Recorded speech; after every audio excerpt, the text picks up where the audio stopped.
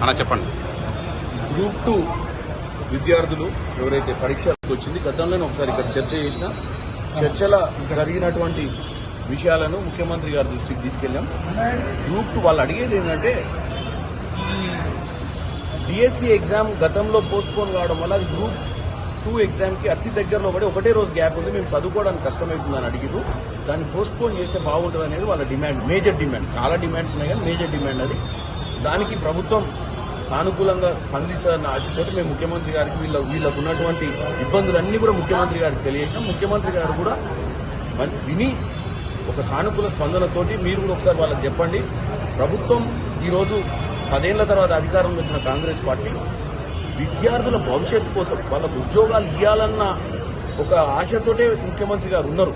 కానీ ఈ ప్రతిపక్ష పార్టీలు కొంతమంది విద్యార్థులను రెచ్చగొట్టి వాళ్ళను జరగని విషయాలను జరిగే విధంగా చేయించి వాళ్ళే తీసుకెళ్లి మళ్ళీ కోర్టులో స్టే తీసుకొచ్చి ఎవరికి ఉద్యోగాలు రాకుండా చేసి ప్రభుత్వాన్ని దుష్ప్రచారం చేయాలి, ప్రభుత్వాన్ని వైఖరిని తప్పుపట్టేయాలి, ప్రభుత్వం ఏ ఉద్యోగం ఇవ్వలేదని నిరూపించడానికి కొన్ని ప్రతిపక్ష పార్టీలు కుట్ర చేస్తున్నాయని ఈరోజు విద్యార్థులకు చెప్పిన మేము అధికారంలోకి వచ్చి ప్రతి ఒక్కరికి ఉద్యోగం ఇచ్చే పరిస్థితిని క్రియేట్ చేస్తాము.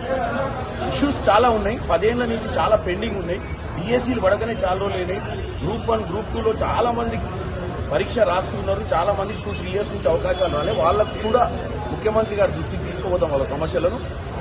ముందు రోజులలో కూడా రోడ్లెక్కి ధర్నాలు చేయకుండా సానుకూలంగా చర్చలకు రావాలి. చర్చల ద్వారానే ప్రభుత్వం వారికి మంచి చేయగలుగుతుందని ఒక సానుకూల వాతావరణం కోసం ఇక్కడికి వచ్చినాం. కోర్టులో మనం గెలవమంటే 100% మీరు చెప్పే డాక్యుమెంట్స్ మనం ఫైట్ చేస్తాం.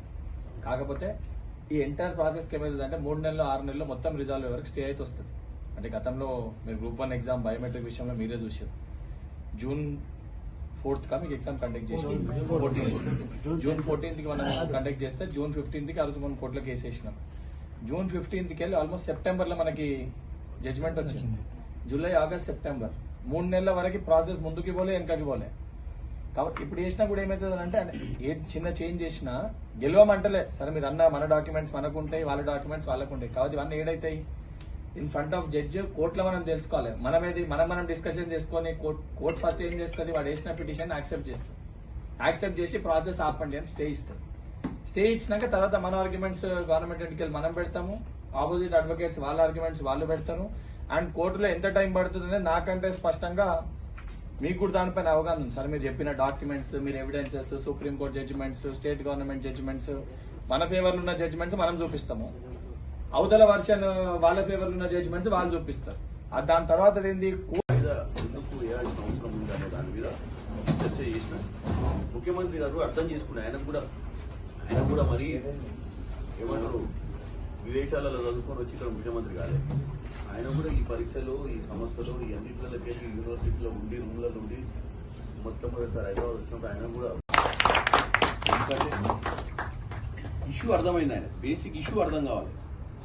ఇష్యూ జెన్యూన్ ఇష్యూవా, ఎంతమంది పర్సంటేజ్ ఆఫ్ నిరుద్యోగులకు ఇది ఎఫెక్ట్ అవుతుంది, దీనివల్ల మనకేందంటే వచ్చిన సమస్యల్లో మీరు ఒకటే అర్థం చేసుకోవాలి. గతంలో మాకంటే ఎక్కువ నేనంటే కొత్తగా వచ్చిన ఇప్పుడు పార్లమెంటేరియన్గా ఈ సమస్యల మీద ఫస్ట్ టైం కూర్చొని మీరు విన్నా.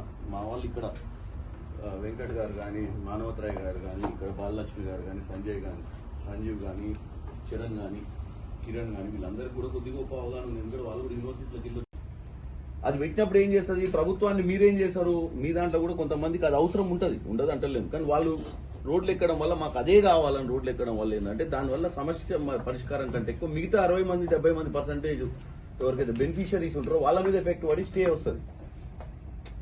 కోర్టు సింపుల్గా ఏమంటది, వెంకట్ చెప్పిండు మొన్న, ఇగో ఇది మీరు నోటిఫికేషన్ ఇచ్చారు, దీంట్లోకి వెళ్ళి డీవియేట్ అయ్యారు, డీవియేట్ మీతో చేయిస్తాడు, మళ్ళీ ఒకటి వస్తే వాళ్ళ దాంట్లోకి వెళ్ళి తయారు చేసి తీసుకొచ్చి కోర్టులో వేయిస్తారు. చూసినావా, ఒరిజినల్ నోటిఫికేషన్ కి దీనికి డీవియేషన్ ఉంది, దీని మీద చర్చ చేయాలంటే కోర్టు ఏం చేస్తుంది, చలో ఫస్ట్ ఇది స్టే పెట్టండి, ఇప్పుడు చర్చకు రండి అంటారు. అంటే ఆ ఎగ్జామ్ పోస్ట్ పోన్ అయినట్టే కదా.